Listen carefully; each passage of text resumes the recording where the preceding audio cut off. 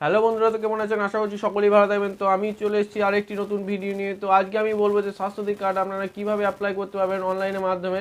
তো 9/9/2022 থেকে আপনাদের অনলাইন অ্যাপ্লিকেশন শুরু হয়ে গেছে স্বাস্থ্যসাথী কার্ডের জন্য। তো আপনি মোবাইল থেকে বা ডেস্কটপ থেকে দুটোর মধ্যে যে কোনো জায়গা থেকে আপনি অ্যাপ্লাই করতে পারেন। তো স্টেপ বাই স্টেপ আমি এই ভিডিওর মধ্যে দেখিয়ে দেবো, ভিডিওটি পুরোটাই দেখবেন। আর চ্যানেল যদি নতুন এসে থাকেন অবশ্যই চ্যানেলটাকে সাবস্ক্রাইব করে নেবেন, এবং ভিডিওটি যদি একটু হেল্পফুল হয় তো ভিডিওটিকে লাইক করে দেবেন। আর যদি আপনাদের কোনো প্রবলেম হয় তো অবশ্যই কমেন্টে জানিয়ে দেবেন। তো আমি স্নেহাশিস, আপনারা দেখছেন স্নেহাশিস লাইভ। তো চলুন ভিডিওটি শুরু করা যাক।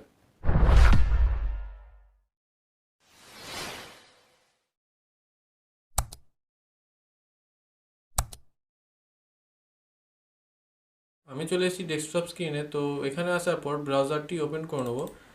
ব্রাউজারটি ওপেন করার পর এখানে সার্চ করবেন swasthyasathi.gov.in। তো swasthyasathi.gov.in সার্চ করলেই এরকম একটি হোম পেজ খুলে যাবে। তো এখানে দেখুন লেখা উঠবে online application enrol for new Swasthya Sathi card is now available. 9/9/2022 আপডেটে অনলাইনে আপনারা স্বাস্থ্যসাথী কার্ড অ্যাপ্লিকেশন করতে পারবেন। তো এই নোটিশটি এখানে শো করে দিয়েছে। তো এইটি কেটে দিয়ে এখানে দেখুন অ্যাপ্লাই অনলাইন। তো এখানে অ্যাপ্লাই অনলাইনে কার্সারটি নিয়ে গেলেই এরকম একটি পপ আপ খুলে যাবে। তো এখানে নিচের দিকে স্ক্রল ডাউন করে নিচে দেখবেন online application for Swasthya Sathi card. তো এটিতে ক্লিক করবেন। এটিতে ক্লিক করার পর এখানে দেখুন অনলাইন অ্যাপ্লিকেশন ফর্ম স্বাস্থ্যসাথী। তো মোবাইল নাম্বার চেয়েছে, এখানে মোবাইল নাম্বারটি আপনার এন্ট্রি করে দেবেন, যে নাম্বারটি থেকে স্বাস্থ্যসাথী কার্ডটি করতে চাইছেন।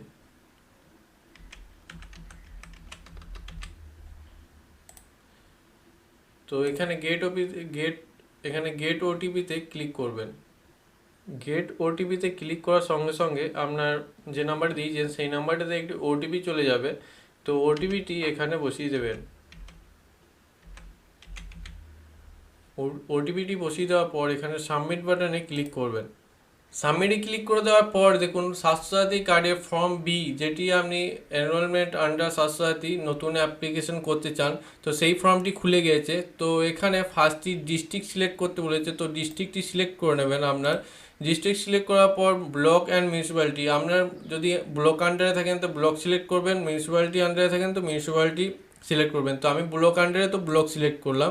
তো তারপর ব্লকের নেমটি আপনি এখান থেকে সিলেক্ট করে নেবেন, কোন ব্লকের আন্ডারে আপনি থাকেন।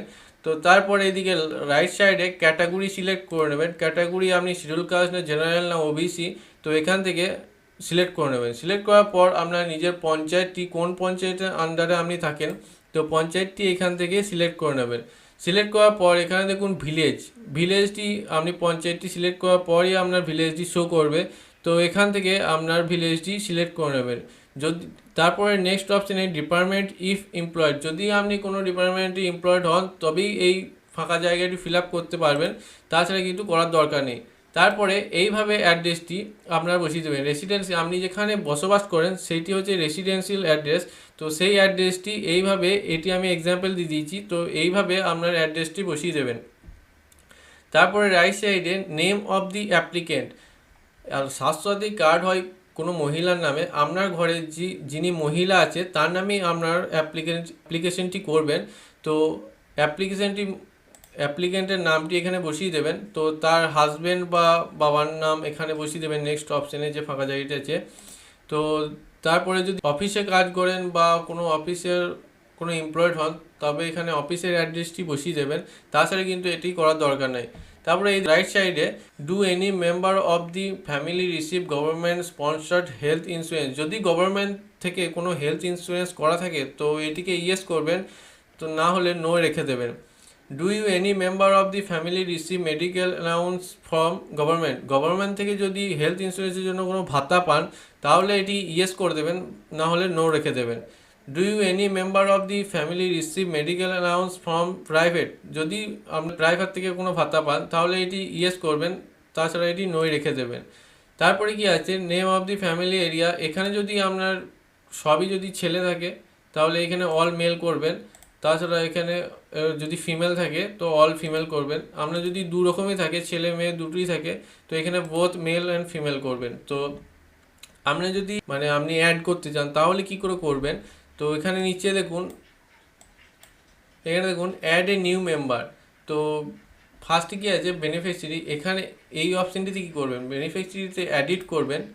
এডিট করার পর এখানে অ্যাপ্লিকেশনের যার নামটি দেবেন, তো এখানে তার নামটি ফিল আপ করবেন। তো এখানে তার জেন্ডার সিলেক্ট করবেন, এখানে নেমটি দেবেন, বেনিফিশিয়ারি থাকবে। তো এখানে এসডি বসিয়ে দেবেন, ফিমেল রেখে দেবেন, আধার নাম্বারটি বসিয়ে দেবেন এবং খাদ্যসাথী রেশন কার্ডটির নাম্বারটি এখানে বসিয়ে দেবেন। এবং যদি আপনি সরকারি চাকরি করেন বা গভর্নমেন্ট সেলফ এমপ্লয়েড হন তো এখান থেকে সিলেক্ট করবেন, যদি কিছু না করেন আনএমপ্লয়েড রেখে দেবেন।